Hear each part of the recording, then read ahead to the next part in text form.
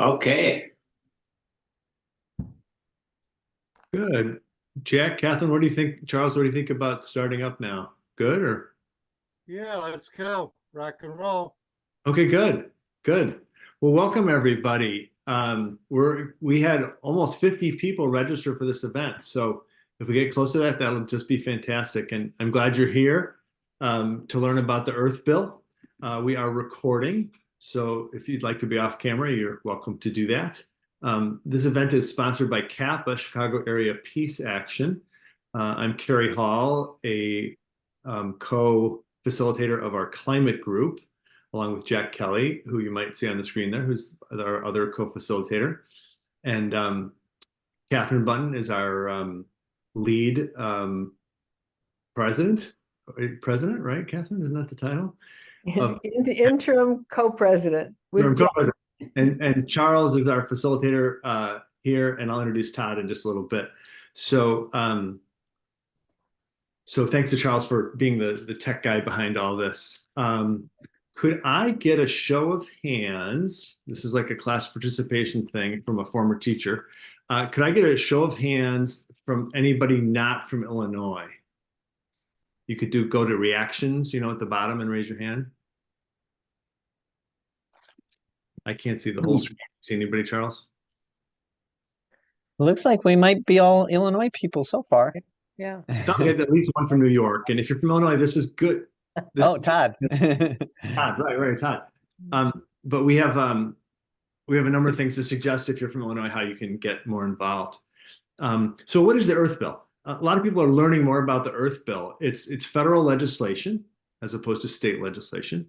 It's to stop climate pollution by 2030. It's to stop that pollution at its source. And this is a new idea. And why? Because time is quickly running out, as we all know, if we're here. So I think the point of view of a lot of folks here is that the Inflation Reduction Act, the IRA, and various moves by the EPA lately are potentially impressive progress. But they're not enough. And this is where the Earth Bill comes in. And this is why you're here. You're here to spread the word. You're here to get informed. And really, that's the first step. As in preparation for this, I was perusing the website for the Earth Bill, and it's a great website and easy to remember. So please write this down. It's theearthbill.org. Theearthbill.org. It's easy to navigate. It's got great information. It's inspiring. You can print posters from it. You can learn how to get more involved. Some of you saw the video that we attached to the invitation, which was called The Force of Nature, less than 2 minutes. Encourage you to watch that if you haven't. Charles, Todd, I have the title, right? The Force of Nature. Of Nature, right. Okay. So we're very fortunate to have Todd Fernandez here. So Todd is the executive director of the Earth Bill Network. I've been in a couple meetings with him, but never met him in person. Todd, you will notice, I'm sure very soon, has passion. He has knowledge. He is savvy. And he's really modest about his knowledge. Todd, should I go on with those adjectives? But so he'll explain the science a little bit and the politics and more.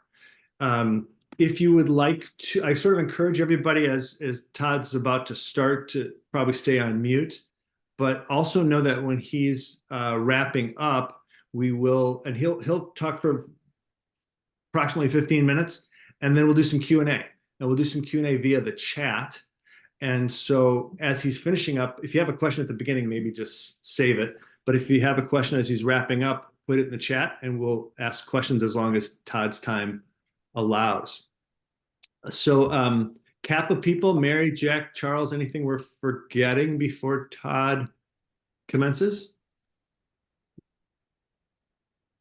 I think we are good. I'm just anxious to get a more in-depth understanding of the Earth Bill, and this is a great opportunity to do that. Plus, we'll have an opportunity to have some dialogue after the discussion. So again, thanks for being here, everybody. And without any further ado, Todd Fernandez. Thanks again for being here, Todd. Thank you all very much for having me. I'm going to go ahead and share my screen. Can everyone see? Great. So hi, everyone. Again, my name is Todd Fernandez. I'm with Climate Crisis Policy and the Earth Bill Network. I was formerly General Counsel and Legislative Director for Economic Affairs in Massachusetts and an ombudsman for brownfields revitalization. Then I also helped to get the Equality Act introduced into Congress, which is our federal civil rights law for the LGBT community, which also includes women. So I've been through this process of identifying legislative strategies that can help build a movement, that can help change the political status quo and achieve things we didn't think were necessarily possible before. And now I've found my way into the climate movement and have found myself in a similar role. So today I'm here to talk to you about the Earth Bill, which we call a 2030 Moonshot for Earth. Let's see here if I can make it slide. There it goes. The official title is the Earth Act to Stop Climate Pollution by 2030, HR 598. This is a flagship bill with real solutions. It contains mandates on industry to stop climate pollution. It addresses 3 industries: electricity, cars, and food. And it has a deadline, as science requires, of 2030. Most importantly, it's a demand to inspire and unify the movement and the public to work together to make Congress take action and to break through the political status quo, which has us all stymied. United, we are powerful enough to make Congress act. And this is the how we get off of fossil fuels. Everyone's saying the mantra, we need to get transition off fossil fuels, but no one's really talking about how. This bill is how. As I mentioned, the policy solution is to place mandates on industry to make 100% transition by 2030 in 3 areas. So it requires all utilities to purchase 100% renewable electricity. It requires car manufacturers to manufacture and sell only zero emission vehicles. And then it requires big ag and farms to implement regenerative agriculture and to take that basically to scale on the farmland in the United States. So these are 3 consensus solutions, obviously: renewable electricity, zero emission vehicles, regenerative agriculture. You hear these in every international report and every policy recommendation from every direction. They also have consumer connection, because it's our monthly bills that we spend a lot of money each month paying for electricity, cars, and food. So these are 3 kitchen table issues, which was a nice coincidence as we ended up with it, because it's hard enough to get people to understand or relate to this topic, now alone feel a sense of ownership or responsibility, or to understand what they might be able to do. So this really makes it bite-sized for the public at large: electricity, cars, and food. It's our money each month. It's our pollution. And therefore, it's our right and our duty to make Congress act. The bill has a great list of co-sponsors. Here you can see from 1, 2, 3, 4, 5 states, and we have 2 new ones, and 1 new one in Texas and 1 new one from Michigan, for a total of 13. It's an extremely diverse group, as you can see from the photos. The bill now has endorsements from over 150 organizations. This is just a few of the logos that you can see on the website. The full list of organizations and all the individual endorsements. I should have put this before the co-sponsors, because it was really all these groups coming together one by one as we secured these endorsements that gave the bill the community support required to actually get it introduced. I didn't mention that Representative Espaillat, pictured first, is the lead sponsor from New York 13, which is my congressional district, in the upper section of Manhattan and the lower section of the Bronx. So all of these groups have come together, and it's really been led by the faith community in many respects. And we're happy to report that now we have endorsements from Laudato Si movement, Green Faith, Faith in Place from Illinois, the Unitarian Universalist Ministry for Earth. It's just a great and strong assortment, including Metro New York Climate Catholic Movement, which really led the effort in New York with us. How does the bill work? It's a short 15 pages, which in and of itself feels like a miracle. It was intended to be concise and to the point and understandable, so that we could teach it to the public and use the tool in that way. But so the bill works in a very straightforward way. It puts mandates in law to stop the pollution at the factory. So, and specifically, it requires plans within 1 year of passage from the three industries that I just mentioned, utility companies, car manufacturers, and big ag. And they have to come up with a plan to make that transition within the period of time. And once that plan is provided within a year of passage, they get submitted to government and to various agencies that have jurisdiction. And then we all will see them, and it will be essentially a game plan for how we're going to build and implement these goals. That then becomes an all of society push to make it happen. Very importantly, the mandates provide certainty of demand to unleash private investment to build at scale and on time. Everyone is clamoring for private investment. If you look at the next COP, that you'll see that as the theme. How do we leverage private investment? Well, the answer is to put mandates in law that create a guaranteed market demand for all that renewable energy. And that then results in requests for procurement from utility companies, and private companies will rush to the forefront to help meet that demand because they know there's going to be a guaranteed revenue stream that makes the projects financeable. So that's a very important goal that's being put forward, but they're not really talking about how they're going to get private investment at scale. And so the mandates do that. Just as an example there, in England put a deadline of 2030 for no more combustion engines, internal combustion engines. And then they floated the idea recently of extending that deadline, and Ford Motors raised a big stink saying, wait a minute, you put this deadline in place, we've been investing massively to meet that deadline, don't change the deadline. So it's just a great example of how mandates provide that market incentive. And then the bill also provides for sharing of the transition expenses.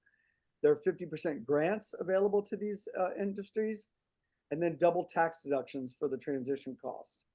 And then there are tax penalties for non-compliance. Fortunately, these solutions are already happening. And we have renewable energy standards in 38 states. There are over 500 utilities with renewable plans or zero emission goals. Most major car companies are pledging to go all EV at certain different deadlines. And I just told you the Ford Motors example. And 9 states in the United States have banned internal combustion engines, usually by about 2035.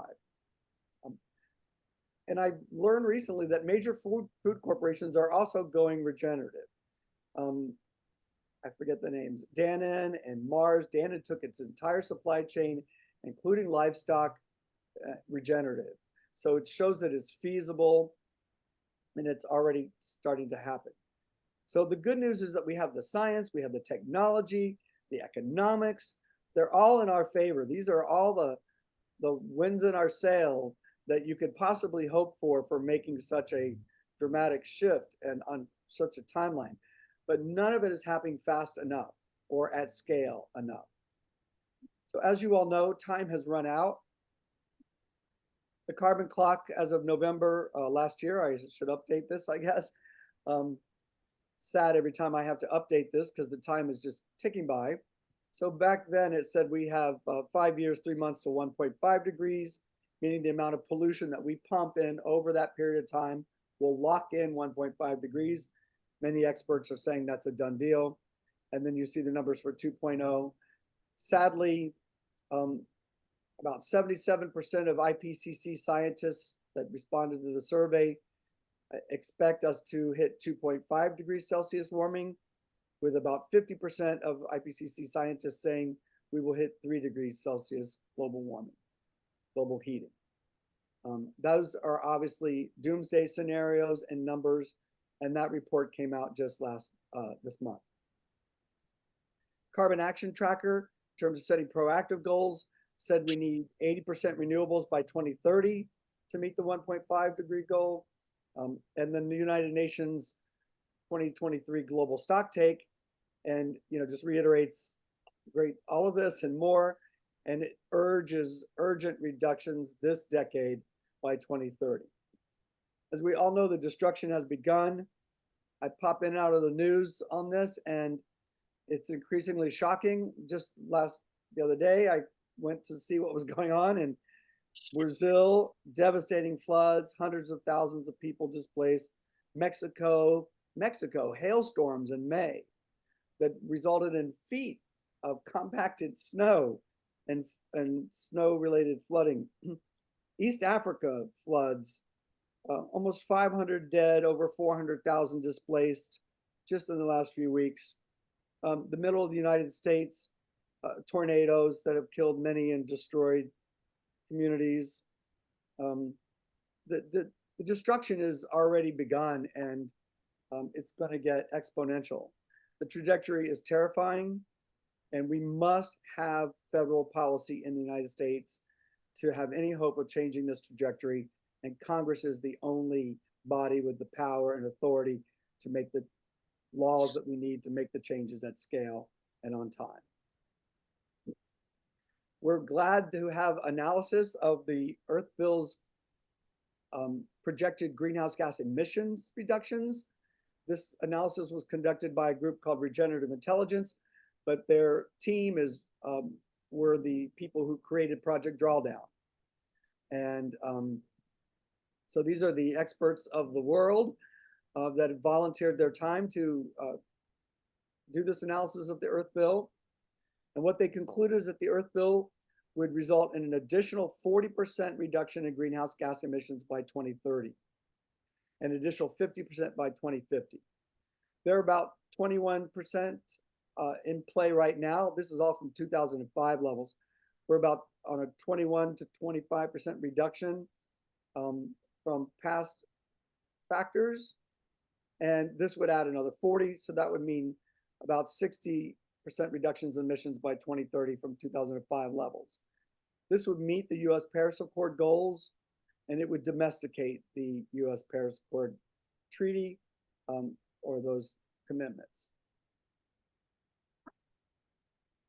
Just a note on how this is different from the Inflation Reduction Act, which has projected emissions reductions as well. They range, but the middle of that range is around 9%. But it's important to keep in mind that those are all voluntary incentives, and there's nothing mandatory about them.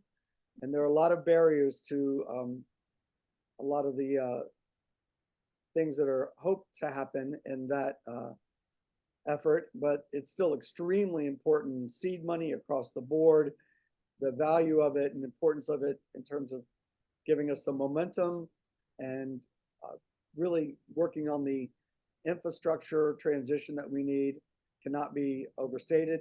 So it's a very powerful and good bill, but it's nowhere near adequate or certain enough in the emissions reductions. And at this time, it's very much too late to play a wait and see game to see what actually happens from that bill.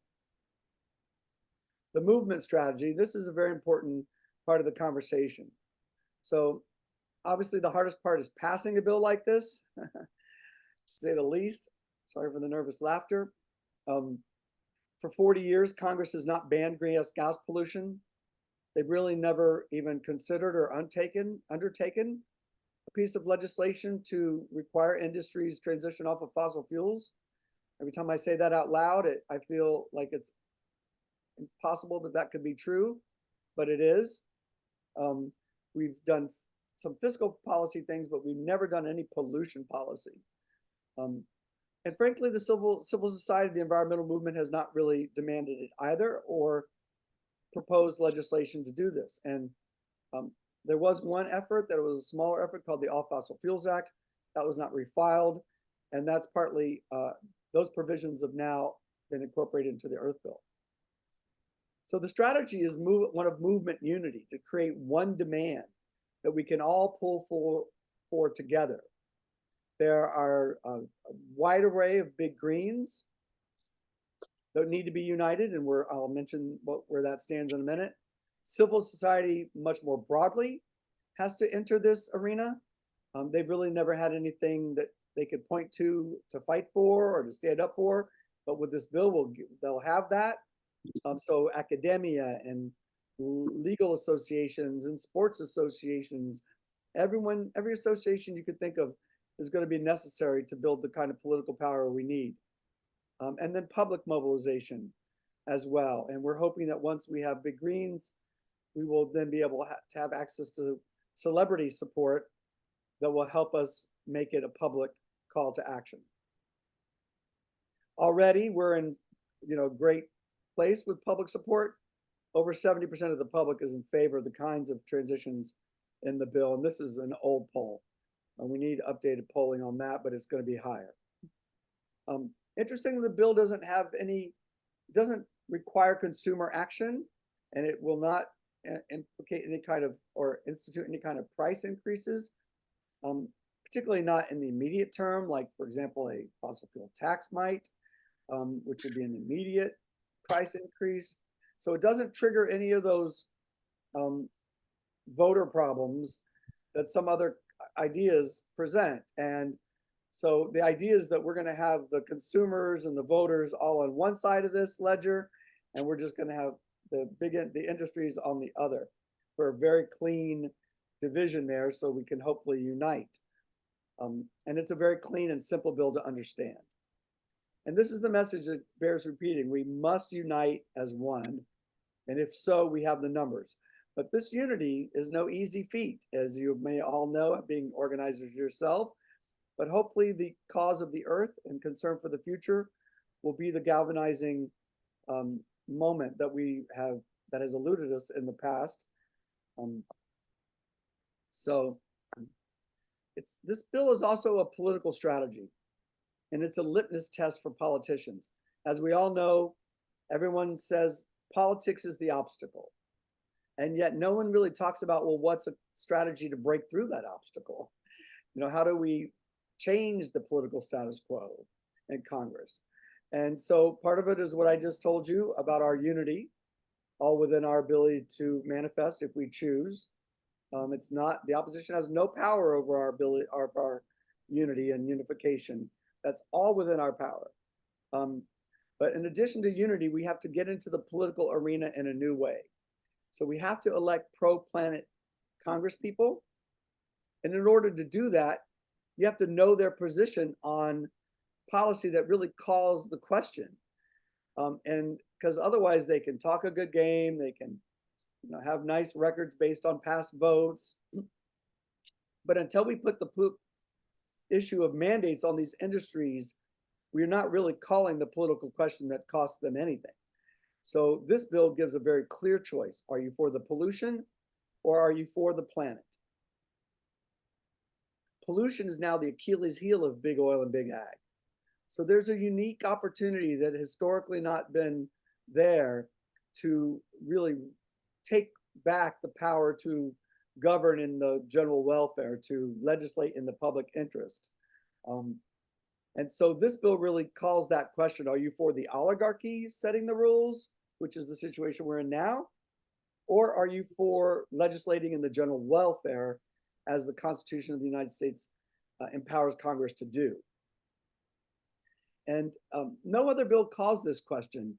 And so it's very important. This gets into the issue of retaking democracy and the struggle that we were in around our democracy, which can be traced back to this standoff where major corporations really control the policy making, and we, the people, are not getting any of our policy agenda, from guns to right to choice, to schools, to healthcare. You name a topic, corporations control it, the policy. But this bill gives us the opportunity to unite around in common cause to push through that resistance and that power, unlike any of those other issues which have, relatively fewer people behind them or organizations behind them. The earth is a common concern of everyone. So I like to think of the earth bill like a slingshot, like David and Goliath's slingshot. It's a precision instrument that focuses specifically on the pollution policy, and it has the power of the masses behind it. And if we get together and aim collectively, we will be able to pierce the control that these corporations have over government. And this, I believe, is how we change the political status quo. Next action steps. There are 3 fronts that we're always working on. We're looking for congressional co-sponsors, and we'll talk about that in the Q&A, but the idea is to form your own congressional team in your congressional district. The Illinois Earth Bill team has been hard at work on this for quite a while now and has successfully gotten 4 Illinois co-sponsors, which is, I think, the record for a state. But we'd love to continue that organizing. It's obviously hard work, and when you get ignored or you get no, it takes a lot of in-district effort. Group outreach, we're always looking for organizational endorsements, so any organization you could think of, and those add up and they go to our list and they make our claim for this bill more powerful with every endorsement, so you can't underestimate those. And then public awareness. Engage the public and promote the bill, and that's part of what this event is for. So that's earthbill.org is the website. I put it in the chat. The timeline for action is 2023. This past year, our goal was to unify the big greens, with whom all could be possible and without whom almost nothing will be. So this is a very important strategic goal. I'm very happy to report that this has progressed tremendously. I want to pinch myself sometimes when I think about it, and I'm reluctant to accept that we're there yet, but we're very close. A list of organizations, which is too long for me to mention, but is really quite comprehensive, is now engaged in discussing language for the Senate bill. And Representative Espaillatov is now, thankfully, convening those meetings for us. And everyone's showing up and giving comments, and we're hoping we're really in an expedited phase of the process now that's been going on for some time. And by July, optimistically, we will have a pretty solid draft that an incredible array of big greens will hopefully be on board with. That will be a game changer for the movement historically, really, to have that kind of unity. The good news is that they're all agreed that we need a flagship bill, that the mandates need to be in there. There's some discussion as to the timeline. We're tightening regenerative agriculture. We're adding additional provisions. So there's very interesting things happening there. But most important thing is that it's happening. Then this year, our goal is to get on the agenda, and the political agenda, and of course, the planning that is now already underway in different corners for what it will look like, what the lay of the land will be after the election, what kind of agenda items would be there. So for this, it's again about reaching out to your congresspeople, getting more groups to believe in this and to want this, to expect this. We've made a little bit of an election cycle push, but we still have plenty of time in the election cycle to continue to do this, grow public awareness. We're having meetings in New York with the leadership, the Democratic leadership. We met with Senator Schumer's office. We have outreach underway with Representative Jeffries. And so everything that we're doing is really to plant this seed that pollution policy should be next, no matter what the outcome of the election. But we're not going to accept more fiscal goals. We need pollution policy. And I'm very happy in the meeting with Senator Schumer, their staff reported back, yes, pollution policy should be next on the agenda. So that already felt like a great step. And then 2025, it's time to push for passage. In my opinion, it's time to push for passage no matter who is in charge of Congress or the White House. In summary, the Earth Bill provides consensus solutions. It contains industry mandates. It has real quantifiable emission reductions. It's designed to unify the movement and the public. It serves as a political litmus test. And we hope and believe that together we can make Congress act. And we need to do that to save the future. As we all know, time's up. It's the Earth Bill logo, one of them. And I thank you very much. Fantastic, Todd. Thank you very much. That was inspiring and clear. And you've probably done a similar presentation many times, but it seems really fresh. So Yeah. Thank you so much. Some questions are coming in on the chat. And the first one is this. You talk about the importance of the federal legislation, but you mentioned some things that states are doing. What would be wrong with urging California to continue to pass legislation on electric vehicles and combustion engines, and then have the automakers follow that lead, as opposed to doing it the federal way? It's a both and. We're in a both and scenario, and we need state action to lead the way. California, it's because of California that we have internal combustion engine bans by 2035, and they start to kick in around 2030 at different percentages. And the 8 other states that are doing this are doing it so because they're following California. And I forget, there's some sort of reciprocity around this issue for certain states, and then other states are in the process of adopting the same measure. But again, that's 9 states out of 50, right? Right. Just like I worked on marriage equality and gay civil rights, and we would go state by state getting civil rights laws and marriage equality, but we only had 13 states with marriage equality when we got the Supreme Court and Congress to protect marriage equality nationwide. So we're at that timeline where we don't have time to wait for state by state, but the states are leading the action, and that's absolutely critical. And if you're involved in state action, state advocacy, that's wonderful. I would just encourage everyone to carve out 10% of their organizing efforts and add the Earth Bill to your agenda. There'll be people in your organizations and associations that want to work on federal legislation. There's a lot of downtime in working on anything. So there's always activists have more time than the organizers often, or the lead organizers. So I think there's a lot more that individuals can do or would like to do. So these aren't either or, they're both and.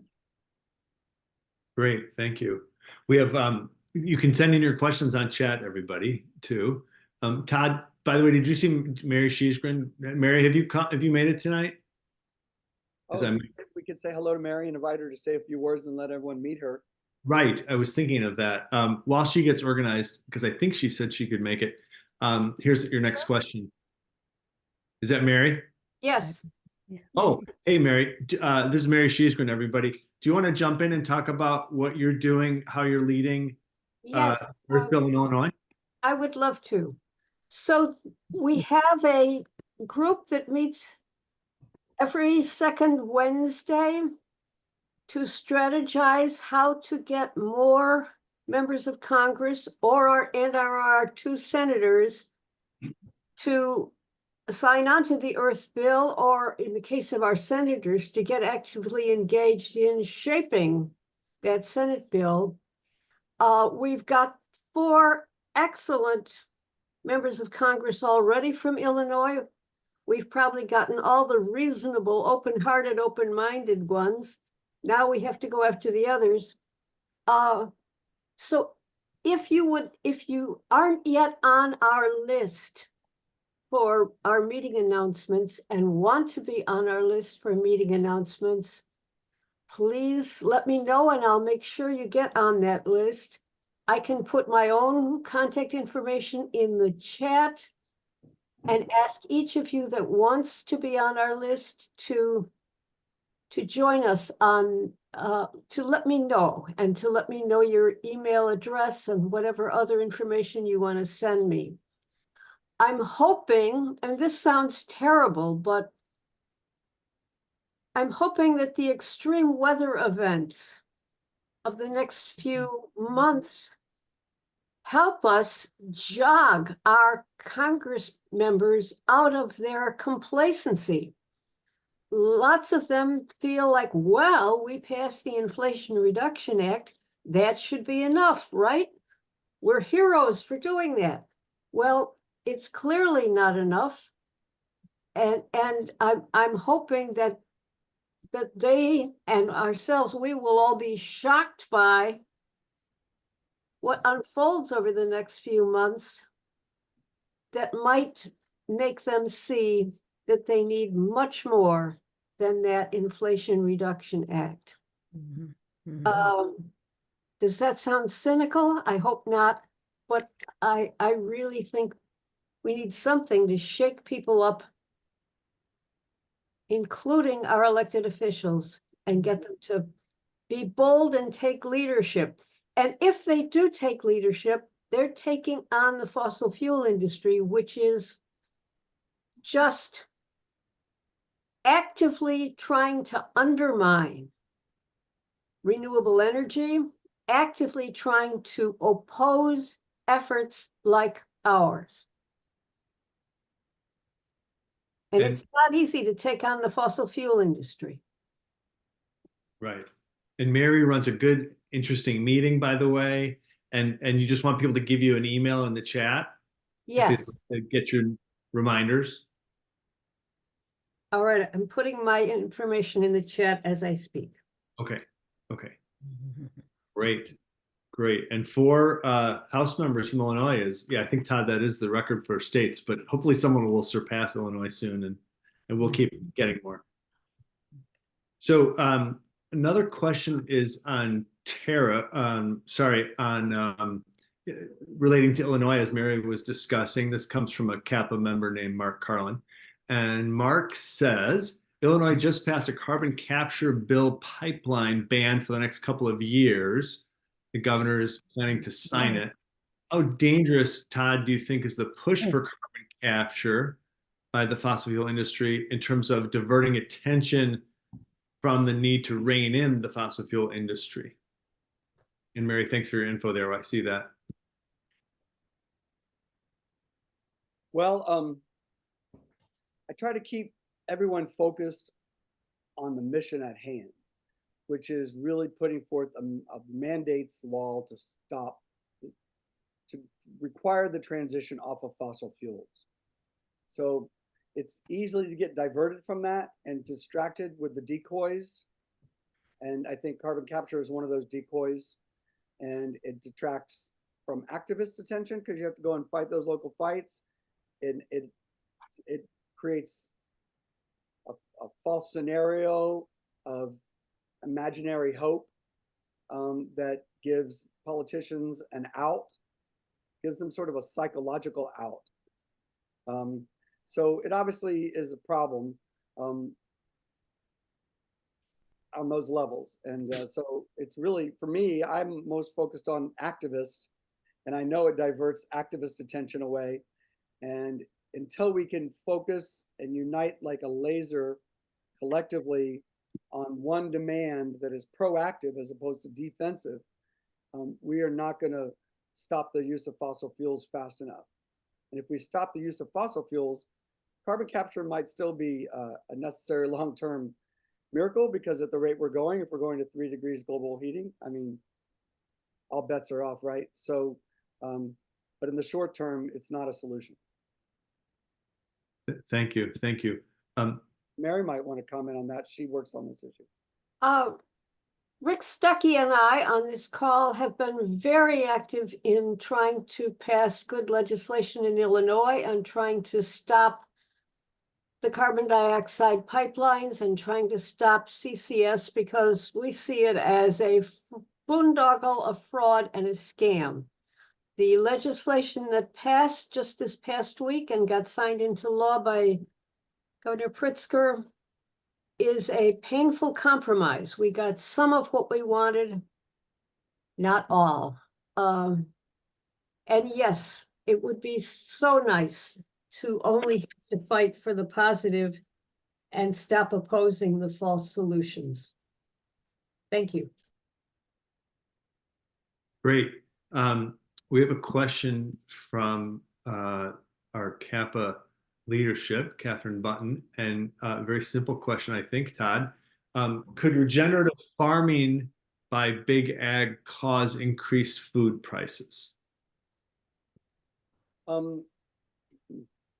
So So the good thing about the bill is that it requires a phased-in transition over a period of time.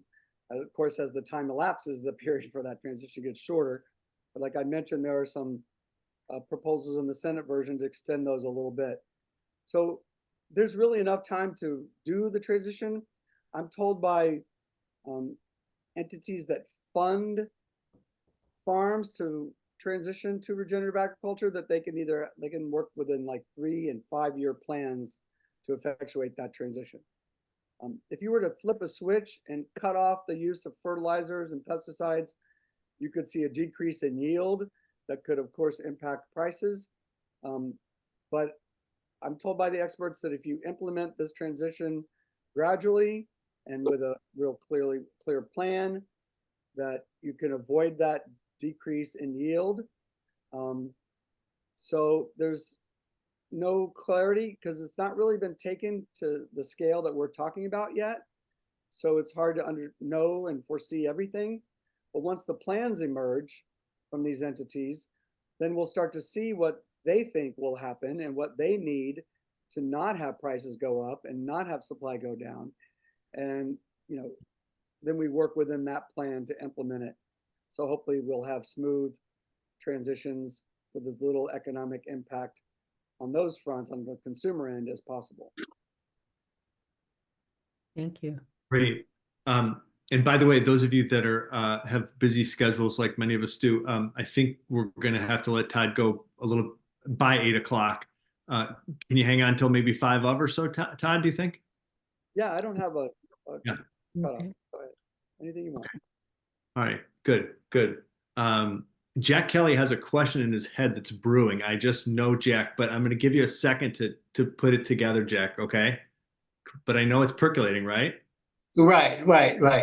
You know, first of all, that was a very good presentation. And secondly, is we need to step up when we see everything coming out at 2050. We know that's not a reality anymore.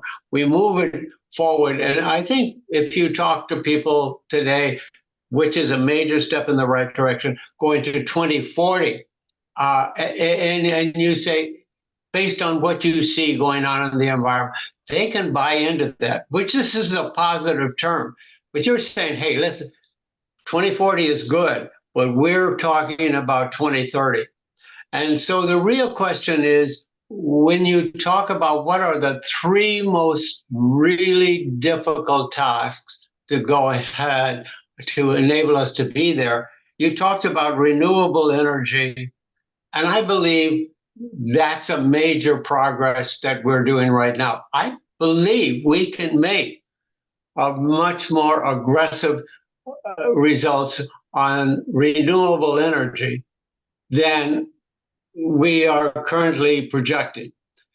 I tell you, the major issue is how do we eliminate carbon dioxide from our environment? As you know, every year we put 40 billion tons into the atmosphere. Last year, how much of that did we eliminate? 0. None. As a matter of fact, it could be 1.5 or 1.2 minus. And the other one is on regenerative farming. And I know Catherine has a major effort in that area. But the fact of the matter is we have very, very poor leadership on that issue at the current time. So I guess when I look at this, I see an aspirational goal, which is I totally agree with. But I also look and say, what are the real steps on how to aggressively go after those 2 that I just talked about? Thanks, Jack. Yeah, I mean, it's not only aspirational, it's necessary. But yes to everything you just said. And then in terms of the next steps, there are lots of reports and talk about the feasibility of achieving these goals. And there are entities that are studying where we'll build this kind of renewable. And there are people working on all sorts of pieces of this puzzle. But we won't really know the next steps until we see the plans from the industries themselves. And then it'll go from speculation and concept to reality. And then we will probably, I would fully anticipate that it'll require additional legislation once we see what's really involved and the role that the federal government needs to step up and play, and where the real sunk costs are and how we're going to make everybody whole on that front. There's a lot of that's going to be involved. But right now we set big goals, and then we sort of stop the conversation about implementate. Well, I shouldn't say we stop it. There's not a national implementation strategy or conversation. And this law would give us a framework for that national comprehensive conversation to take place. Thank you, Jack, for your thoughts and comments too, as always. I see at least 5 more good questions up in the chat, so we'll try to do maybe 2 minutes per question or something like that if we can. Charles, I hope it's pronounced Paddock, maybe? Yeah, you got it. Thank you, Charles. Charles is wondering if there's any other eco legislation which has advanced this far in Congress. Anything else in the works? Well, the All Fossil Fuels Act in 2017, 2018, 2019, we got 50 co-sponsors for that, and it had the utility and automobile provisions in it. And so that was very inspirational, and then it didn't get refiled, and that was devastating. And the Earth Bill stepped up to fill that void. We thought by adding agriculture, we were creating a triumphant to unite the activists and behind these splintered arenas in hopes that we would have greater collective power together. But at the same time, we also stepped into a real third rail, evidently, with the power of big ag over both political parties. So right standing today, this is the only bill in Congress with mandates to transition, for industries to transition on these timelines or on any timeline. The only bill with mandates. And it's the only bill with a private sector approach to the implementation. So there's nothing like it. The private sector theme comes up in another question here from Charles of Kappa, and he thanks you for the hopeful information and says, what about how can we approach concerns about the involvement of private industry in renewables? Even if corporations are forced to go to renewables, they may treat our energy needs as a for-profit venture and provide to those who can pay versus those who need. Any thoughts on that? So, well, the utility companies are the entity that's regulated in this bill. So it's like state renewable portfolio standards. So then they have to go out and do the contracting with private companies to fulfill whatever their renewable goals are. So that's where the private sector comes into play. Now we're finding out in New York, I was just on a call with somebody involved in the New York implementation. They're trying to get public renewables built. And I know only 2 states have the public renewable capacity or a legislative entity that can build renewables. So we're thinking for the Senate bill to include some mechanism for the federal government to build renewables at scale to help augment. And some of those private companies are pulling out of those contracts after they sign them based on their need for profit, which is what I think you specifically asked about. So there is a implementation issue there that needs to be worked out, and there may be some safeguards with government renewable capacity building. Catherine, did you need to jump in for a second? Oh, this is embarrassing. I lost my chat button, so I couldn't put it in the chat. I just wondered, do you see problems, do you foresee problems with the grid issues across this country in terms of going forward with this bill framework? So we're talking to the grid experts right now about adding a provision within the Senate version of the bill that would place a mandate and power within a government agency to coordinate grid efforts and to coordinate and grid development. And they've made a very specific request for, and I can't remember their terminology, but they want a high capacity, I think it was alternating current, maybe direct current line. And they want the Department of Energy and the Department of Transportation to have to implement this together using existing highway right-of-ways. So we'll probably work something like that into the bill. As you know, the grid is a hodgepodge of things, and they're working on it. FERC is working on it, but I'm hearing from, and the IRA had things for it. I'm hearing from that community that those things were not enough. And there was evidently an investment tax credit that didn't make it. So there's more to do on the grid, obviously, and it's fundamental. Thank you. Thank you. Great. We have a question from Steve K about sort of piggybacking on Mary's comments about the weather in the next few months and her sort of secret, quiet little wish. Mary, we'll keep that between us, okay? But the question from Steve is about homeowners insurance due to climate catastrophes. Should this be something that Congress should act on, support? So just I'm going to respond to that, and I'm just going to say about the weather. From when I first entered this space about 2016,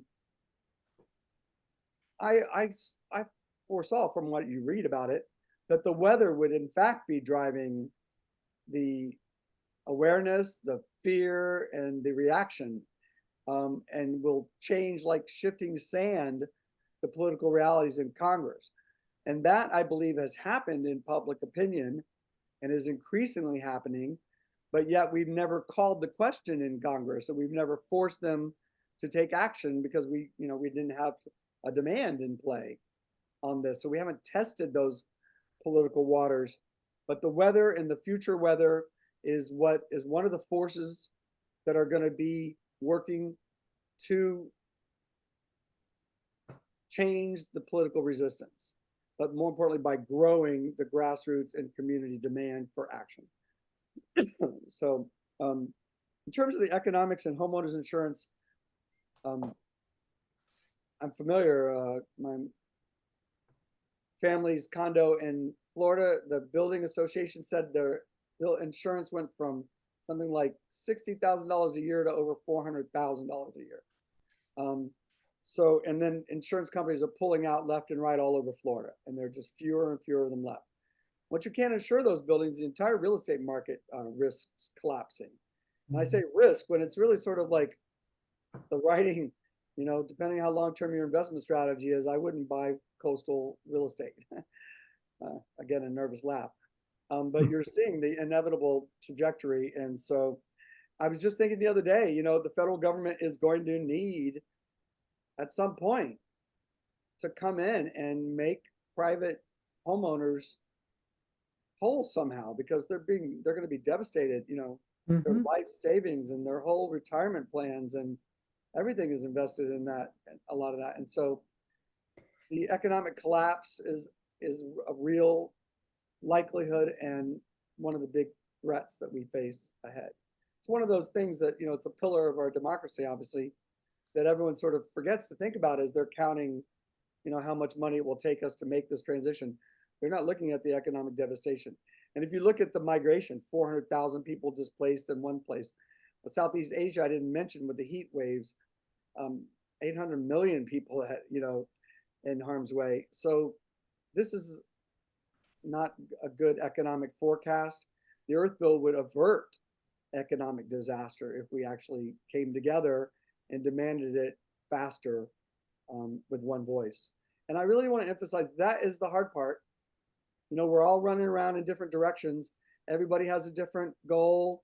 Everybody's got different priorities, pet projects, local things that they can really get their head around, or understandably, their focus, other causes that we all care about. All of that's going to be for naught if we don't fix this problem together. Yeah. Well, maybe we can sneak in two more questions here. This has been great, Todd.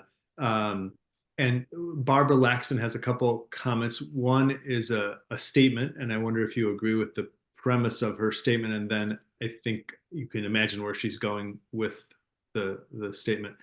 Methane is more of a problem than CO2. Is her statement. So a lot of people are working on methane. There's an new international agreement about it. There are new EPA rules about it. I haven't checked in to see how strong and good all that is, but I know I think a lot of people see that as the low-hanging fruit, as it were, and they're working on it. I don't know if it's good enough or fast enough. Yeah. And the last question is about an issue some of us at Kappa have been focused on in the last couple of months. This is from B. Kaufman, and she writes, have you made an effort to involve Indigenous elders in this effort? We in Wisconsin are working with the Menominee and other tribes. They're probably referencing line 5 and other issues there. We have, and we've at different points, we've had various Indigenous groups on our advisory councils, and the Indigenous Earth Protectors, I think, have formally endorsed. But this is definitely an area where we'd like to increase support and engagement. So anyone who has those relationships, now is the time. The bill is solidified enough. It has enough support. It's a serious proposition. It's ready for that outreach. There are a lot of points to be made for that community about this bill. By stopping the demand for fossil fuels, you stop the need for new pipelines, which really address all those pipeline fights, which they're on the front lines of. So that's one of the strongest selling points. It also has a lot of environmental justice benefits in that it stops the asthma from car pollution. It stops the fossil fuel factories and the pollution associated with those. So it really is a root solution to a lot of our advocacy fronts, and I think it should appeal. And then the regenerative agriculture practices are age-old Indigenous practices that go back thousands of years. So hopefully all that will resonate. Great. There's also a steering committee that includes Indigenous communities and others in the Senate bill. So. And Barbara adds that in North Pennsylvania, she's working with the Seneca, for example. Please, anyone who's doing that, if you need my help or involvement, please reach out. But feel free, as with all of this, to proceed on your own. On the action page of the website, there are, the 3 prongs of our focus: Congress, organizations, and public. And there are sample letters for all of those. And everything you need you'll find there. It's very cut and paste, easy to use. It has a list of all the current co-sponsors always. It has a current list of all the group endorsements always, and all the relevant links. Well, thank you so much to Todd. We didn't quite get to all the questions. I'm so sorry, Carol and others, and Charles were there with some other good points. Chicago Area Peace Action, again, Todd wants to thank you. We deal with a lot of peace issues, but we also deal with a lot of climate issues, and this has been very informative and very inspiring. I'm what's the phrase? Fired up and ready to go, something like that. Yeah, no, this is very helpful. And don't forget to reach out to Todd and reach out to Mary if you'd like to, if you're from Illinois. And Catherine, did you feel like you wanted to say something in closing or not? Well, I just want to thank you, Todd, very much for making this so digestible. And we will see. I still think maybe we can talk among ourselves on Kappa Climate Group about who do we know in other states, relatives, friends, that could also go after their representatives. Since, we might be a little bit limited in Illinois, although I think there's still a couple more that are in the northern region here that we could still hit up. But it could be a nice talking point with family, that we're doing this in Illinois. How about you in Michigan? How about you in Austin? Relatives, getting them on board. But thank you so much. And I'm grateful that this was recorded, because I have a couple other groups that I'm going to send the recording to that I know. Obviously, when people register, sometimes there's a gap between that time and their availability when the actual thing happens. But I think there'll be people that'll be very happy about the recording. So thank you so much for that. Wonderful. And if I could just add that going forward in Illinois, we're focused on the 2 senators and requesting that they be a lead sponsor for the Senate bill. So there's a sign-on letter if I can grab that fast enough to get it to you before we hang up. There's a sign-on letter to the senators that Mary can get to everyone. And we're contemplating having a vigil, a prayer vigil at some day in the future outside of their offices.